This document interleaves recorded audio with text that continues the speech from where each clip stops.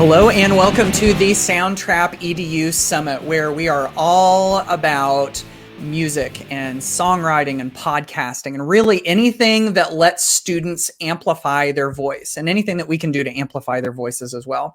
My name's Matt Miller. I'm the host of the summit. And in this session, we're going to be talking about something super practical that you can use in class right away that incorporates STEAM. You probably already know about STEM, science, technology, engineering, and math. And of course, whenever we bring the arts into it, that's where we start to get STEAM. And there are some pretty cool things that we can do when we bring Soundtrap into this equation. And one guy who knows about that is this guy right over here. This is Andy Edwards, and he has some ideas to share with us, some very specific things that you can do with Soundtrap to make all of this happen. So Andy, thank you so much for joining us.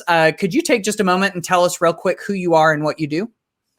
My name is Andy Edwards. I am in my fourth year now of teaching music technology full-time. I'm not a band director. I'm not a chorus teacher. I don't teach any other subjects at my school except music technology. So I try to help kids learn how to be producers, learn how to be recording engineers, mix engineers, composers. All of those things kind of get wrapped up in this nice little bubble of things that I teach, which is really cool to me because a lot of students missed out on that opportunity to get into a program when they were in sixth grade. You know, it was either too expensive or they didn't have the time, but they've always wanted to learn music. Well, this is their chance. And I'm really excited to get the opportunity to do that. I actually spent 10 years, 13 years, maybe as a band director, doing the whole band thing. And then our school built a new wing, which I'm currently sitting in. And when they did, they expanded it, add a music technology lab to the floor, which is this cool 33 station Mac computer lab that I get to teach in every day. And we fiddled out this supply closet to be a studio. That's why we have all mismatched rugs, and we just threw foam on the wall, and we did the best we could, making a space that we could record in. But the cool thing is upstairs from me, which is not ideal for a recording studio, by the way. They built this really cool innovation lab, or we call it the D3 space, so a design space for students to learn engineering skills, physics skills, robotics skills. We have a separate room for each one of those things. So our science programs are pretty strong at our school, and they wanted to be STEAM and STEM certified in as many ways as they possibly could. So we have a rather large, what I would have called wood shop when I was coming through school. But now it is an engineering lab. So we have CNC machines and drill presses and metal lathes and 3D printers and laser engravers and all that kind of cool stuff. But all of this was added to this wing of the school that we call the innovation pod when it was built. And so provided us a lot of neat opportunities for sure. Yeah, absolutely. It sounds like it. And the thing that I love about Soundtrap too is that if you have, labs kind of like what you're teaching in, then there's a lot of cool things you can do with it. But even if you've got a classroom set of Chromebooks or something, it's accessible to anybody. So actually, teaching here in this COVID time, Soundtrap has been so awesome. We actually in our county run a 3,000 seat Soundtrap account. So we have 3,000 students right now across our county that are all using Soundtrap on phones, tablets, Chromebooks, all from home. Our school only has about 30% of the students in person right now. So out of our 3,300 students, we only have about 1,000 in the building or a little more. So not many students are actually, thanks to the Soundtrap innovations for sure. Yeah, totally. Well, that's cool. Well, I'm really interested to get into this discussion we're going to have today. And I know to kind of kick it off, you were able to watch a couple of these Soundtrap EDU Summit sessions. There's a whole bunch of those that are out there for folks to be able to watch. And one of the ones that you got to watch was about songwriting, using songwriting to inspire and equip students in the classroom. That included Wayne Watts, Rowena Atkins, and Scarlett Billum. And it was just fascinating to me, I know, to get to be kind of a fly on the wall and watch all of these songwriters, all of these creators, these talented musicians come together and just talk about the craft and everything. And it was fascinating to see them talk about the crossovers in the classroom, talking about, what if activities and lessons looked more like songs and lyrics and everything. It was so cool. So I wanted to run that by you, Andy, and just see what was it that kind of resonated with you? What were some of your takeaways from that session? I mean, I think songwriting is such a big part. We have math students that want to write songs about theorems at our school, and we can supply them like beats and stuff. And then those students get to learn more about music making and begin to come take the class and learn how to make a full-fledged song. And we have, students that want a podcast, but still want to know how the emotion of the music can support their podcast and all of this. So I mean, songwriting in general is such a good skill to have, not only from like a literary position, from like how to come up with the words the right way, but this idea of like, I've got to get something good enough to present. Like when songwriting's not just write a first draft and you're done. I've never had anyone that can just write a draft and be done. But there's that diligent exercise where they're going back to it, they're recrafting, they're going back, they're recrafting until they really get to share their voice. And right now, during COVID, I don't know of a better way for students to truly express some of the hard things that they're going through. So in my class, one of the things that songwriting session inspired me and kind of reminded me of is we start the class first thing for beginners with loop writing and expression in music. So I think expression has to be one of the go-to things that kids learn about music. So Soundtrap is full of so many good loops, and we just talked for like a week straight on like what generates what emotion in music.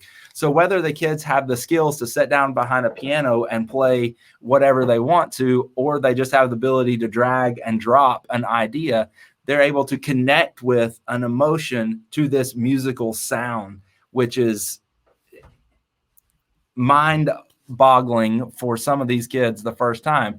And so the project that's kind of inspired for me is, I call it the My COVID Mood Project. We actually start off with like, hey, I just want you to write 30 seconds worth of loops that identify an emotion that you have connected with since March of last year. So, that could be COVID, depression, loneliness, who knows, excitement for some kids. That could be stuff that deals with Black Lives Matter and the importance of some of that. We've had the range of different political issues that have been covered in these things. And then I get them to just write 8 lines at least of a poem style, song style, rap style. They don't have to sing it. No one says they have to be singers at any point. They can just share the words, even if it's like a slam poetry style. We just read your music over the beat. Or read your lyrics over the beat. That's making music for sure. Yeah. So, and just to get the words to line up with the emotions and get kids thinking about that, like that's the starting platform for everything that I teach the kids. And jumping in on that right away with the songwriting aspect is just really, really a winner. Yeah, that's cool. And I love what you were saying about how, music generates emotions, and it's one of the best ways for students to so uniquely express what they're going through, what they're feeling, all that, like in ways that words can't do, and ways that conversations can't do. And so, yeah, I think I thought that was fantastic. And your project ideas is like spot on. I love that. One of the kids that really blew me out of the water is this kid did kind of the like aspect of losing someone through COVID, yeah. And he had lost someone in his family. And his project started out as kind of a loose piano kind of thing. But then he used the telephone vocal effect that's in Soundtrap and actually like left a voicemail for the person. So his project was this like last message that this person would have had seemingly on their phone when it like that never got listened to. It's just like when I really heard that and the telephone vocal clicked in and he knew the expression that would have, oh man, oh, Oh, it was wow. just the whole project came together. And he didn't have to be Yeah. a trained musician No. since he was a middle schooler to be able to do it. He was able to connect those Yeah. ideas just right away. It was crazy. That's so powerful. And it's like he imagined it in his mind of what he wanted to do and what it sounded like. And then, Soundtrap was the outlet. It was almost like it was the fingers on his hands, that just made it happen. Exactly. That's so cool. That's so cool. Wow. Man, I feel like we could go on and on and on about this, and we're going to tie it back, in some ways. But you also got to watch the one about putting the arts in STEAM to empower student voice, and that's obviously something that's very near and dear to your heart and your school's heart and everything that you all do and everything. So that was with Janine Flores and Tim Needles. Another really good session. So what was it that was there anything in particular that stuck out to you on that? I mean, just the whole concept for me, man. Yeah. Like if I hadn't been a music teacher growing up, I would have probably had to do something as a math teacher. I loved math. I loved science growing up. It's really, you go back, my parents have been cleaning house and they left me a folder of stuff the other day. And it was like my ACT scores from high school and my SAT scores, those things you've long forgotten about. It was so funny to go back and look at me like I was such a math science nerd, but whoa, that English score was rough.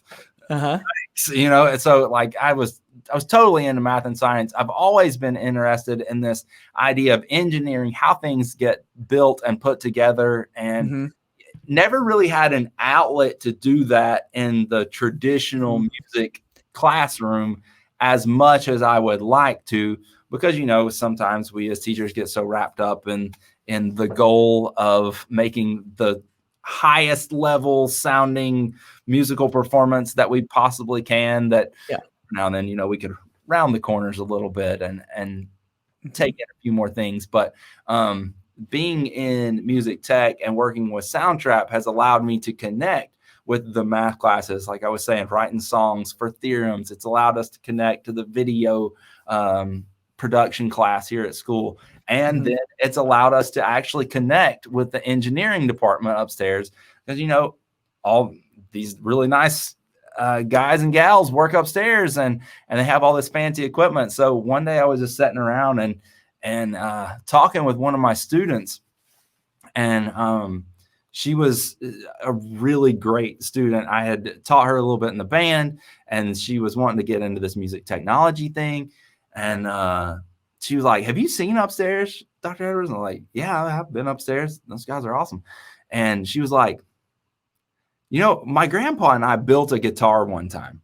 She said, "I think we could do that upstairs." And instantly I was like, "You're funny."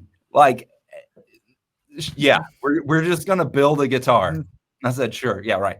And so later on, after that conversation, I was like, well, what goes into this, like building a guitar?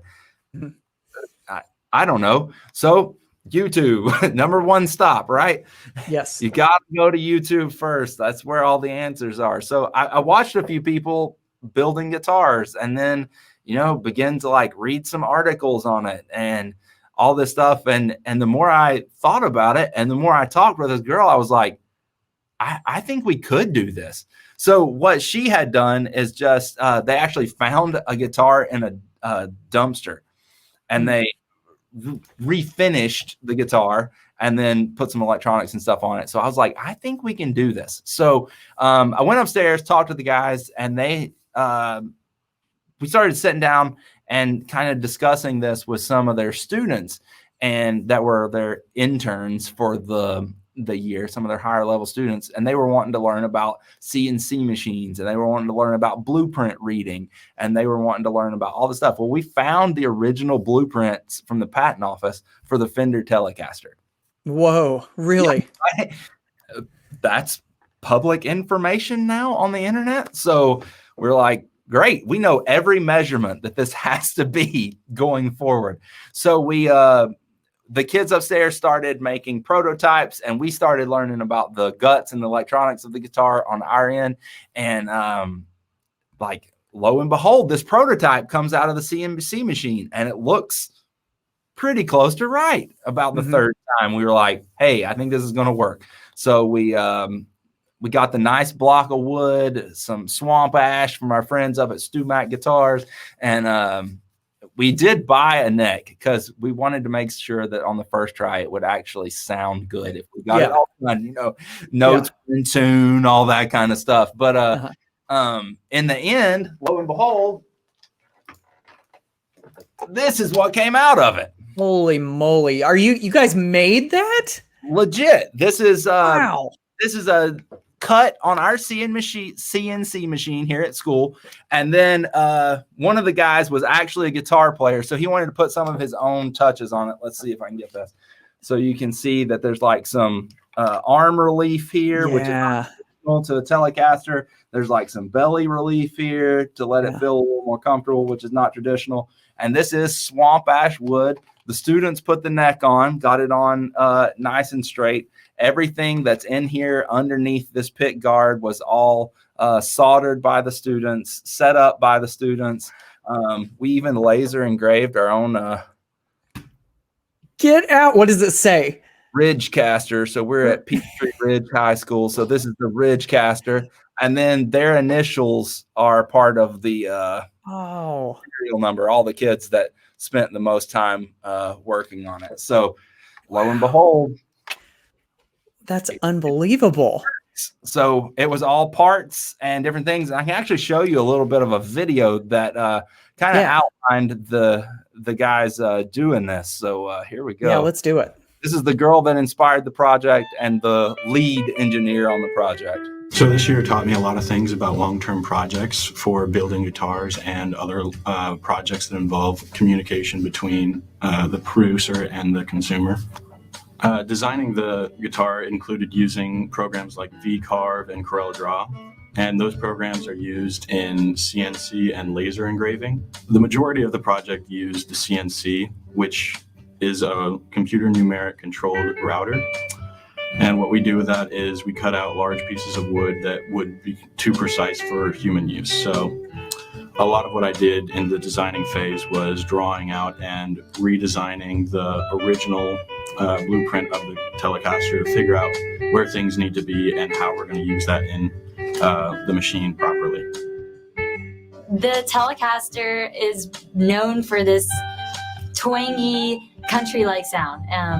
And it was important for us to incorporate that sound in this custom-built Ridgecaster. We considered a lot of things, the body, the shape of the guitar, the kind of pickups we were going to use, the kind of strings we were going to use, the tuning gears, all of these little tiny components. We brought them together to make that famous Telecaster Ridgecaster sound. We did a lot of things. We learned about soldering, where to place the neck, how to place the neck, and how measurements kind of matter when it comes to making and producing the correct sound that we were going for.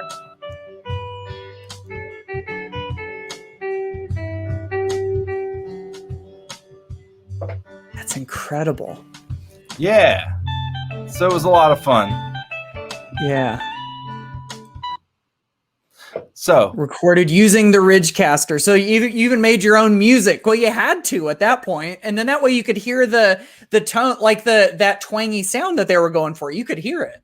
Yeah, and it was so much fun. The kids had so much fun doing it. The pride that was on their face, each and every one of them, when they first walked in and heard it for the first time and played it for the first time. It was just an amazing moment that you can't get back in any way. Just that is just so cool. Seeing their faces light up and all that kind of stuff is just so much hard work and planning and mistakes. So many mistakes went into it, but at the end it all came out and worked. So that's incredible. Yeah. Now, see, I look at that and I can already see, as a human being who is hoping for the best in the next generation, I can already see so much in that project that I love, that I think will make them so much better human beings.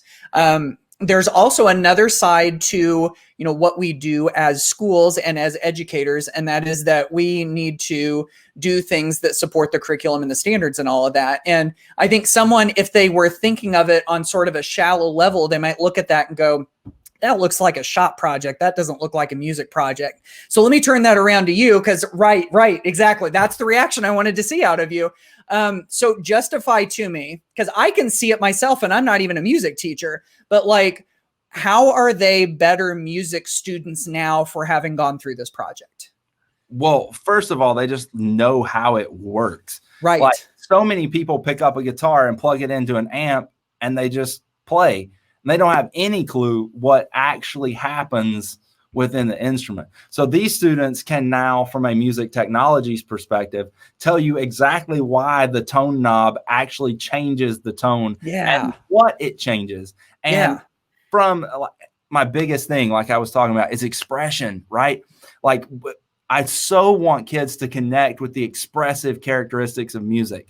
So if they know how the instrument's built, what its main features are, why it sounds the way it does, then they can manipulate and modify that to express the sound that they really want it to be. So as we go through that process, like, that's the thing. Like, how do you express yourself with this guitar? And the number one thing that this has done to those people that might not be believers is inspire students to learn how to play guitar. Right. So many students that have no clue how to play guitar, after I let them work on this one, they're like, maybe I want to learn how to play a little bit of guitar. And then 3 weeks later, they're taking lessons and have bought their own guitar, right? Like, you're like, what? All I let you do was change strings one time, and now you're like totally hooked on being a guitar player for the rest of your life. Yeah.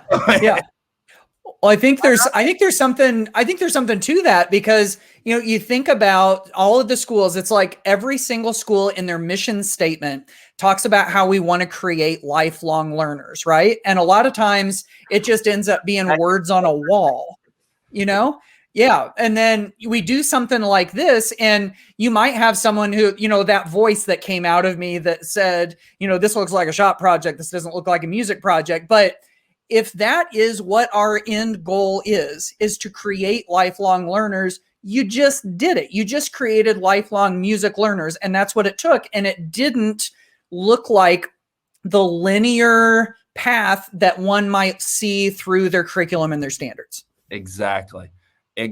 And like, you taught kids to question and research and that side of the learning, not just like, hey, they're interested in learning about music now, but they learn, like, you don't go buy a textbook for how to build a guitar with your high school music class. There's no textbook for that.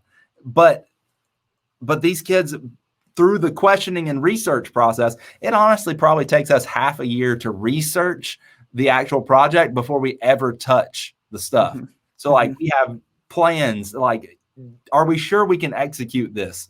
Kind of the next project we did past that. Another student was like, now that we build a guitar, we should build an amp. And he was totally kidding. He was absolutely joking. And when I first heard him say it, I was like, no way am I putting 120 volts of electricity in your hands. Like, right? Like, you think about that high school kid that you really would be like, I'm gonna give you 2 wires and you go plug them in the wall. Let's see what happens. No, that's the kid that asked if we could build an amp. So I went back and I was like, well, maybe we can. How could we know if we could build an amp? Well, this is how we found out we could build an amp. We bought a kit to build a guitar pedal, right? So this only works on a 9-volt battery. So it's safe. And it's actually really small. All the parts inside of this, because they are small, have to fit nice and tight. So once we built this and it worked, then it was like, hey, why don't we build this? So we got with the engineering students upstairs. We built an oak cabinet out of some 1x12s, and it's got a nice little speaker in it. And then in the back is the actual chassis for the amp. And this was all built by students as well. So the case, the internal workings of the circuit, all of that came from researching things with students. And again, you're like, that's not a music project. There's more expression in these 3 knobs for a musician than hardly anything else that you could come about in any other class. So learning that expression was absolutely key. And just so you can kind of see the work of the kids, I have one more video, and this one's a really short one, but this will show you the inside of this.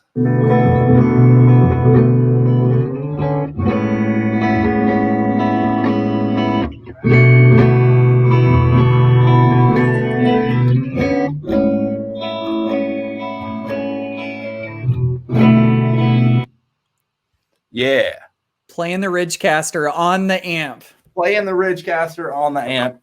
Craziness. Absolute craziness. And, you know, that kid that was playing the guitar right there, he has like a few million listens on Spotify now. So it's like. Really? Wow. That's amazing. Right. So one of the things that you mentioned, and this is kind of like blowing my mind and helping me to see music education, but really in education in general, in a whole different light. You see what you're doing to me? You're like changing the paradigm of education in my head right now. Because what you just, right? Because what you just said was through that amp, you said those 3 things, those 3, you'll have to tell me in a second what you were talking about, but you said those have a lot to do with the kind of music that they're creating. And usually, see, me not knowing any better, I would think the keys on the piano and the way that you play them have everything to do with the kind of music that you make. And they do. And the way that you strum the strings on a guitar or, do any of that. But what you're saying is this also goes into creating music and making it the way that you want. And I guess in that way, that's just another way of meeting those same standards and in a way, right? Exactly. Those 3 knobs are gain, volume, and tone control. That's really all this amp has. So when you get into it, like gain, we could sit here and debate the definition of the word gain with music technicians all over the world for the whole time. But for our purposes, it'll be distortion. Like getting the right, like crunch and grit. Like, do you want that John Mayer, like quacky kind of clean, Why Georgia, Neon, all those kind of songs? Or do you want to get Southern rock and get Sweet Home Alabama? Or do you want to go like turn that gain knob all the way up and start talking about Guns N' Roses and all that kind of stuff? And those are completely different expressions in music, right?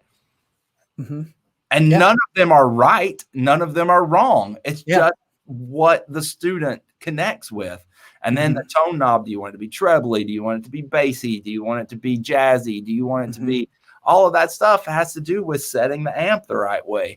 So that's just a skill that goes into that just as much as what your fingers are actually doing on the guitar. That's why people have pedal boards that cost more than their guitars, right? Like, yeah, exactly.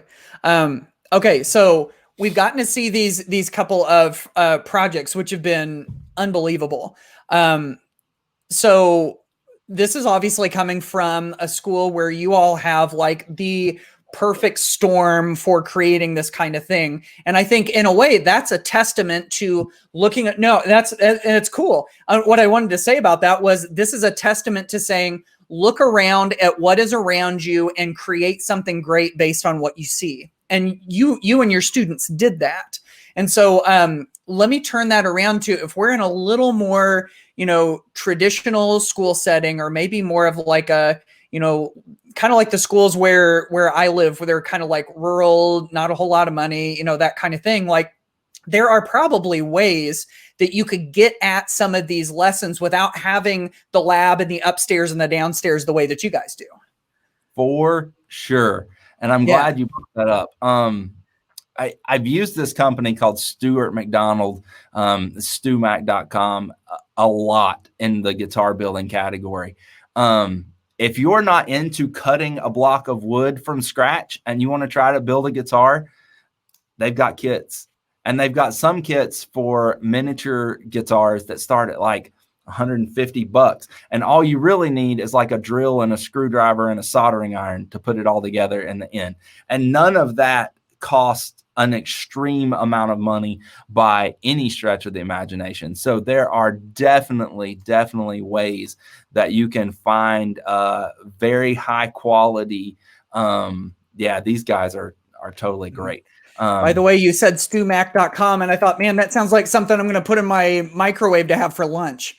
Well, I wouldn't suggest it, but Yeah. you can spend all the money you want to on this website, but you can definitely get kits that work together. As a matter of fact, when we were in the middle of COVID, we had a kit, and this is what we're working on right now. This was completely just pieces of wood to start out with, but it comes as a kit, and really all you would have to have are a few clamps, some chisels, screwdrivers, basic stuff that you could have laying around someone's everyday workshop. Here's the neck for it. You can see the students are doing things, and this, like, learning about how the sculpting of the inside of these braces and everything shapes the tone of the guitar is totally a thing. How do the wood choices make a difference? How do neck types and stuff make a difference? So, there are affordable ways for sure to get around having to do all the work yourself. Or a kit like this is definitely less than $100. All you need is a soldering iron. If you've got a studio and you can't afford nice microphones, micparts.com is a great place to get a kit. This kit's like $200. The microphone it makes is worth $1,000.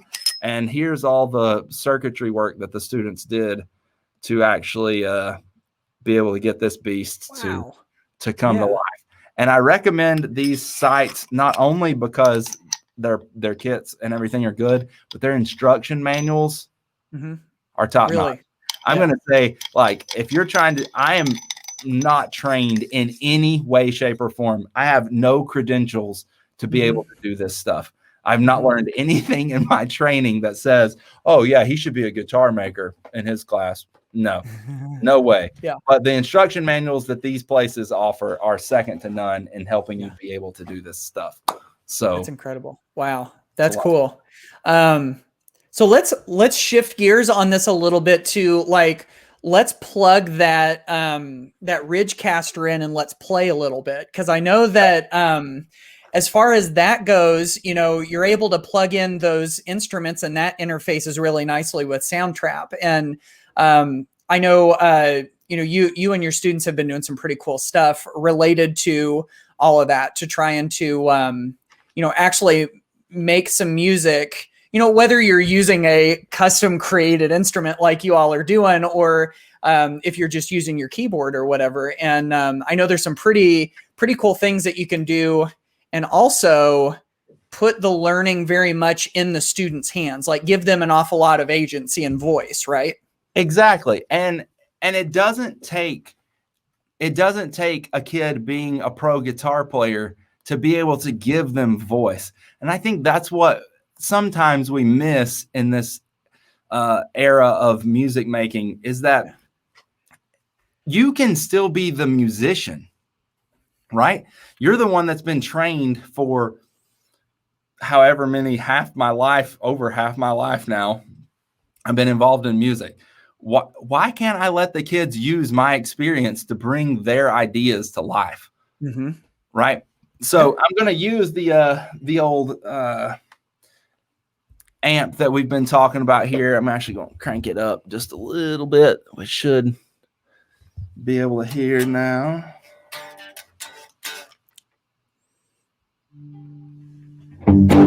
There.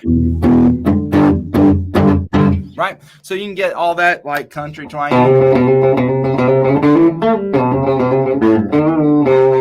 Like, you can get that. You can get the rock.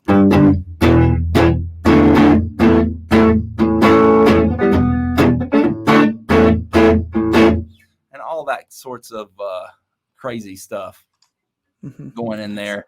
But let's experiment with this, and maybe you can act like a student, and let's bring some musical idea of yours to life. And I've got Soundtrap already pulled up, so I'm just going to start this from kind of scratch, and maybe we can try 2 different directions with this, and I can give you 2 ideas of what Soundtrap can do. But like, if a student is at home working with Soundtrap, of course, we wouldn't be using this lovely platform as our collaborating platform, but of course, Soundtrap has within it a collaborating platform. So the student and I can be discussing back and forth and hearing these things for sure. Mm-hmm. But you would click on making a music product, and then I've actually mic'd the amp over here. So I would use a voice microphone right here. I always default this back to clean, because I don't want any extra settings just yet on my playing.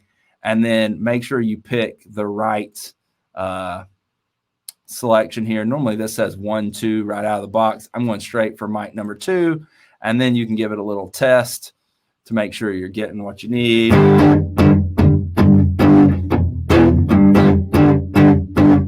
And boom, you've got your test set and done.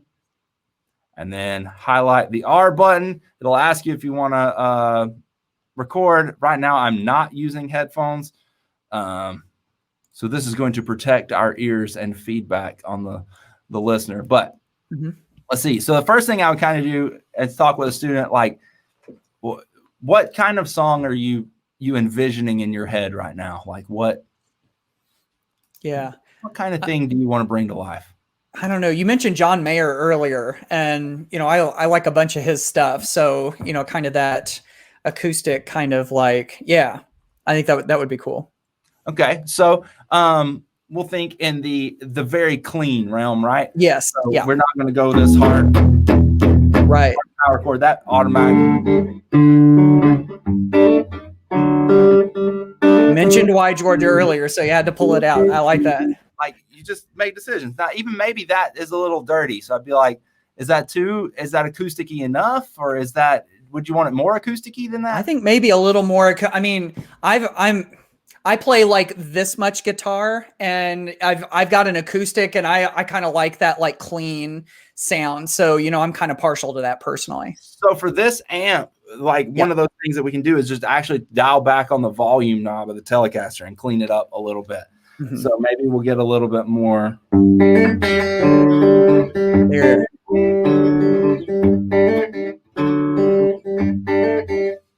Is that getting in the range? Yes. Like? That's great. Yeah. Maybe we even dial back the tone knob just a little bit so it isn't quite as bright. So do you like that kind of style better? I do. Yeah. That wasn't even what I was going for at first, but I kind of like that better.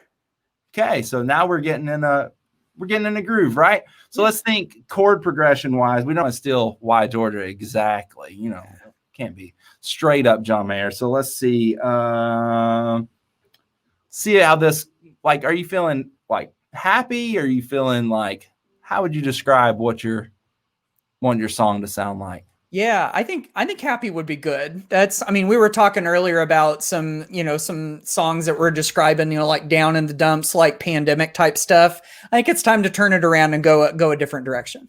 So let's see.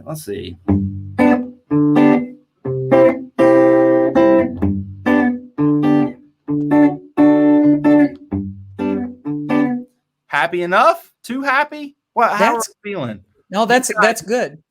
But I think I might even like a little bit more upbeat if we could do that. Does that make sense? Here we go. Yeah.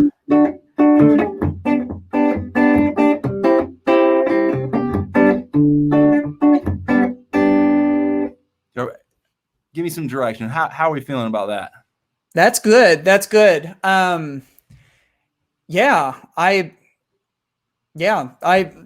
sounds, I don't know.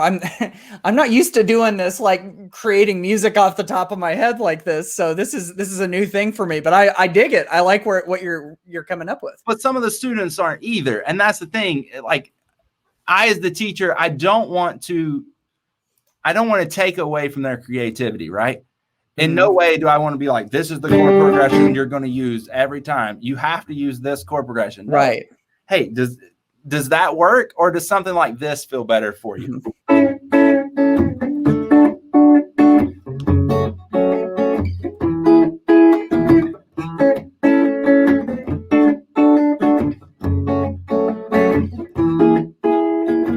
Like, do you like the little sad chord thrown in? Do you like the...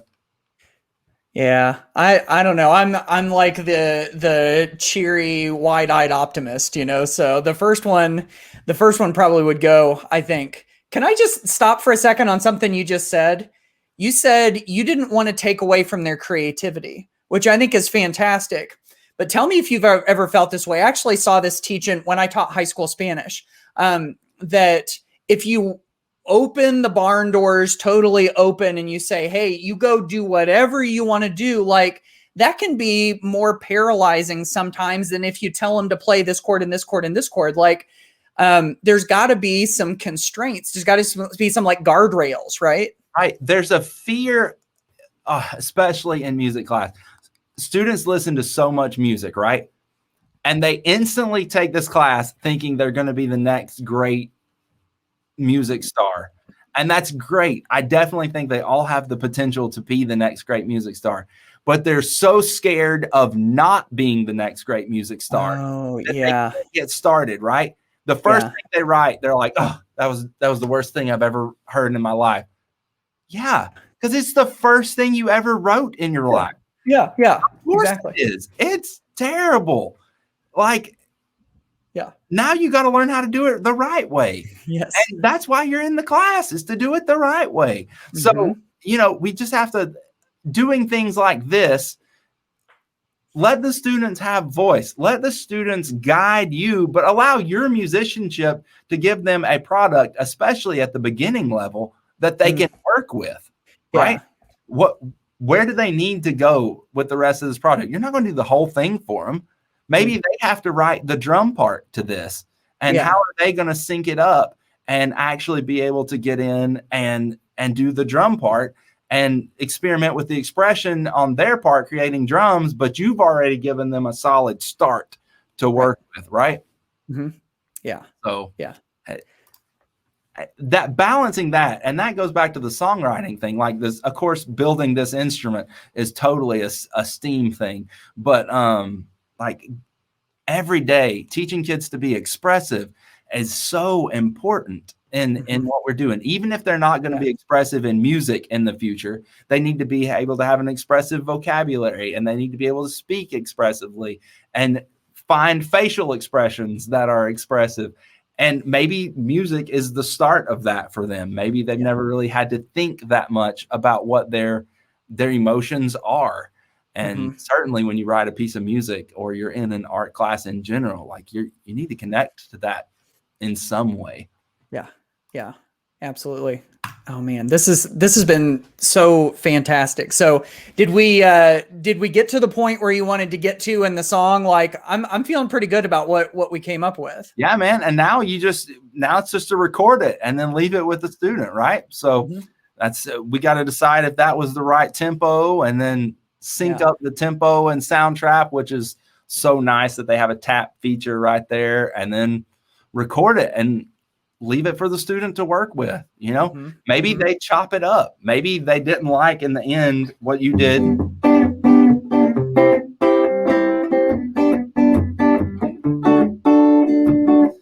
But maybe they went in and broke that into measures and reorganized them into the chord progression that they want. That's not hard once they've got the material there, right? Yeah. So yeah. That's great. And then that way, it puts it in their hands. And then like, even if they didn't do the whole thing from scratch all the way, they still have some ownership of it. And that's really, the overarching theme of this entire summit and of what so many of us believe in education is giving students a voice. And in a way, for their beginning skills, that gives those students a voice. And maybe that's enough to hook them and get them to be interested, to be those lifelong learners and to love music, right? The hook. If I can't catch them in the first 3 weeks of this class, man, they're bored.